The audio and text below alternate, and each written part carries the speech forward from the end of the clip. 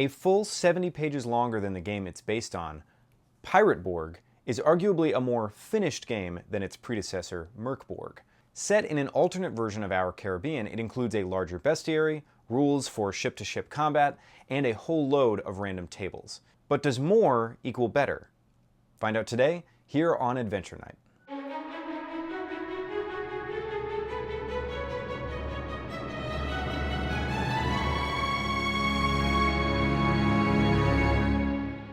Pirate Borg is a game published by Limithron in 2022 as a hack of the popular TTRPG Mork Borg. The game is set in a darker version of our Caribbean called, fittingly, the Dark Caribbean. It draws a lot of influence from the Pirates of the Caribbean movies, as well as video games like Sea of Thieves and my personal favorite, Sid Meier's Pirates. It adheres pretty well to the core rules of Mork Borg, but the layout of these rules is just so much better. Mork Borg is often criticized for being too art punk to the point where it can be hard to actually play the game and reference the book. Pirate Borg does a lot to remedy that. Let's take a look. The book starts off with an overview of the setting. The Dark Caribbean is a grim reflection of the real-world Caribbean during the Age of Sail. Settlers arrived to find a deserted continent. They were set upon almost immediately by undead, and then they discovered that the bones of the undead could be refined into a potent drug called ash. Ash then becomes the backbone of the Caribbean economy, and that's sort of where we start our story. There are 5 factions present in the Dark Caribbean: the British, the French, the Spanish, the Republic of Pirates, and the Wretched, who are a sort of Cthulhu-worshipping cult. Also, the Necronomicon is in this game, so that's cool. There's not much detail given in the book on each of these factions, really just a 2-page spread for all of them. And let's be honest, in these types of books, 2 pages is just like a couple of paragraphs. But it's a good jumping off point with lots of flavor that you can use to spice up your game, and I mean, 3 of them are just real-life nations, so you can always just do research. There's a whole page spread dedicated to the history of the Dark Caribbean. This page has a calendar/timeline of events that occur before the apocalypse. You can progress them in order or roll for a random event. Some of the events, however, are crucial to the established lore, so having them happen after the players begin the game might be a little bit confusing. For example, one of the sections on the timeline is that ash is discovered in the Dark Caribbean. If your players have already been using and encountering ash, it's going to be a little weird if suddenly, oh, we've discovered ash in the Dark Caribbean. But of course, if you roll one that doesn't really work with your established lore, you could always just roll up another one. This is a replacement for the Calendar of Nechrubel from Mork Borg, where you roll each morning to see if the world gets closer to the end times, and depending on what you roll, you can have more horrible things occur each day. Man, the appeal of these games is kind of hard to explain. I'm not sure that the History of the Dark Caribbean page works quite as well as the Calendar of Nechrubel in play. It doesn't have that same mechanical roll every morning thing, and like I said, some of the entries I wouldn't really use in my game, but that's just me. Character creation is laid out very clearly, with a page detailing the process in order. Really similar to Mork Borg in terms of how the characters are generated, but with a lot less flipping around because everything has been laid out much more logically. A lot of randomization keeps the characters interesting and unexpected. There's also a place on the character sheet to write everything you roll, including more physical characteristics, idiosyncrasies, stuff like that that's just flavor for your character, but it's nice to have it written down so that you can reference it during the game if you want. Ability scores and core rules are detailed across 3 2-page spreads. It's pretty standard Mork Borg fare: crit and fumble system, enemies roll for reaction/morale, and dropping to 0 HP results in rolling to see if you die outright or something else horrible happens but you stay alive. There are 6 core classes to choose from, as well as an option for classless characters. For example, the Rapscallion class has roguish abilities, some of which involve drawing from an actual deck of cards. So if you're playing that class, you'll have a deck of cards that you'll be slinging around during the game, which is kind of fun. Another one of my favorites is the Zealot, which is sort of a cleric-type class, but all of the abilities and the whole class page is written in this sort of like King James Bible speech. So, for example, when thou doth begin and every time thou doth improve, learn a single random prayer. D10 duplicates shalt be re-rolled. I think it's really cool flavor.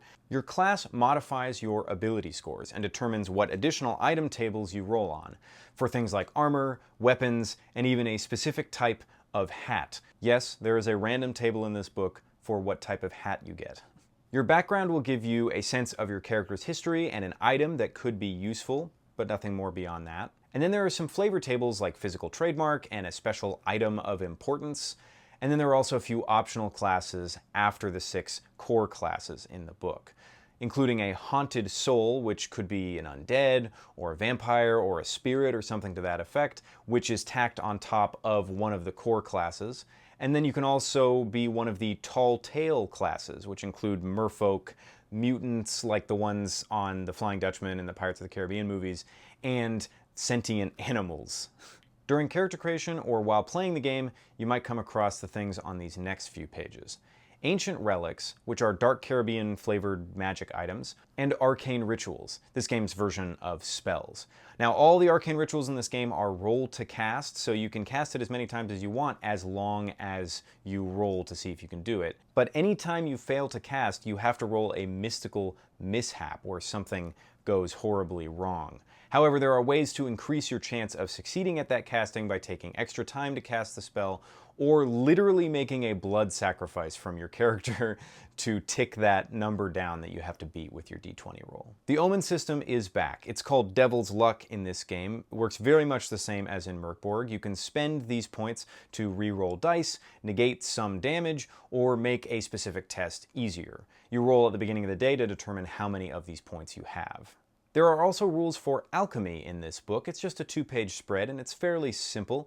It can be totally random if you want, or you can put together potions based on the parameters that they give you. To generate these potions, you can just roll a handful of d20s and see what you get, or you can pick specific options. Now, Pirate Borg's major innovation of the Borg-like genre is its naval combat mechanics. There is a lot more crunch here than in the rest of the game, with less randomization and more wargaminess. The Limithron YouTube channel has a great video explaining the rules of naval combat, which I'll link to down below, so I'm not going to go too far into detail on that. Basically, the ship combat works similar to regular combat, in which ships take turns swinging at each other. The ship can take an action for each player on board. These include, but are not limited to, firing weapons, dropping anchor, repairing your boat, or ramming into someone else's. New rules like wind direction and angle of fire for your guns bring the combat more in line with naval warfare. This naval combat minigame is designed to be played on a hex map. However, you can use a ruler on a regular table, but it's harder to be precise, especially with turning and wind direction. Regardless, you're pretty much going to need miniatures of some kind for this game mode. Now, the book includes over a dozen stat blocks for different ships, as well as ghostly and skeletal variants. Next up is the Bestiary, which clocks in at 28 pages. Now, that's one reason the book is longer than all the other Borgs. This is the most complete and comprehensive bestiary for a Borg game I've ever seen, and even has a page dedicated to making your own enemies in case you somehow run out. Enemies range from cursed versions of wild animals to powerful ghost pirates, and of course the mighty Kraken. Large enemies like the Kraken or the Megalodon have stats specifically for naval combat as well as for person-to-person combat, since the math for naval combat is a little bit different. Following the bestiary in the book is my favorite section to read, which is a bunch of random tables. You can generate derelict ships, uncharted islands, as well as treasure maps and straight-up adventure seeds. I mentioned this in my Starborg video, but I mostly run published modules, so typically I don't have much use for random tables. However, these are just so engaging, and there are so many of them, I find myself using them on the fly just to spice up the game I'm already running. Which brings us to the last section of the book. This is a starter adventure in the spirit of Rot Black Sludge from the original Mork Borg, published at the end so that even if all you have is the book, you can still run an adventure right out of the box. Unlike Rot Black Sludge, however, the Curse of Skeleton Point is a sandbox filled to the brim with adventure hooks, things to investigate, NPCs to talk to, and dungeons full of treasure to explore. I'm currently running a campaign on Black Coral Bay, just with material from the book, and my players and I are having a lot of fun. In fact, they spent the entire first session just in town, just in the starting town. Well, at the brothel mostly, but there was really no getting around that, I suppose. My point is, the whole island is just chock full of interesting locales. You could easily get weeks of play out of these last 30 pages or so.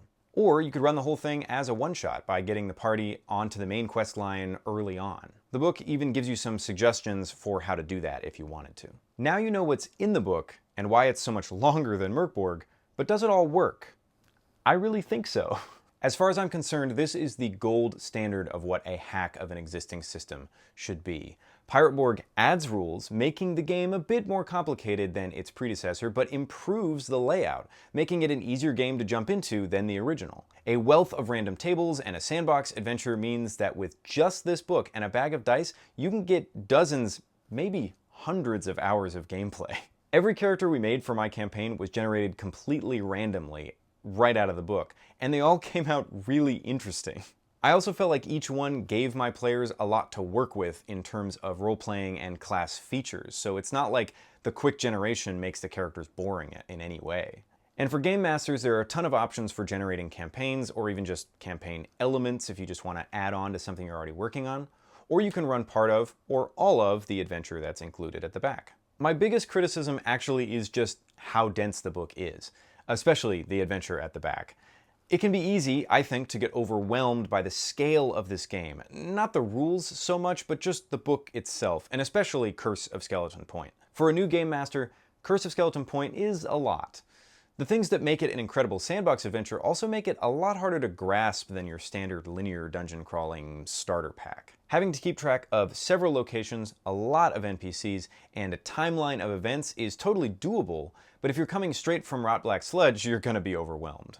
To be honest, I would actually recommend against starting with this adventure if you're new to Pirate Borg, and especially if you're new to RPGs in general. Instead, I think it would actually be better to introduce yourself and your players to the game with Buried in the Bahamas. This is a 24-page zine designed specifically for new players and GMs. It starts out fairly linear, but branches out into more of a sandbox if you want it to, which can help you, it certainly helped me, to learn kind of how to run a sandbox, but at a more manageable scale. It's also not too much to manage in regards to the number of NPCs or locations that your characters could potentially go to. Now, I don't typically like running games from PDFs, but I actually had a really easy time with this one. Maybe it's just the layout or the way the text is printed, but even if you wanted to just buy the PDF and print it yourself, it wouldn't be that hard since the whole thing is black and white, and there are a couple pages that are a little ink heavy, but you might even be able to skip those depending on what it is you actually need. I'm planning on making a video all about running your first Pirate Borg game with this module, so keep an eye out for that. If I do, I'll drop a pin down here so that you can check that out. But that brings me to the end of this video. Links to where you can get all of this stuff is in the description down below. Be sure to like this if you enjoy it and subscribe to the channel for more content like it. If you hit the bell icon, you'll get notified when I upload my next video. I've been running a Pirate Borg campaign for the last few months, so there will definitely be more Pirate Borg content coming your way. Thanks for watching, and I'll see you in the next one.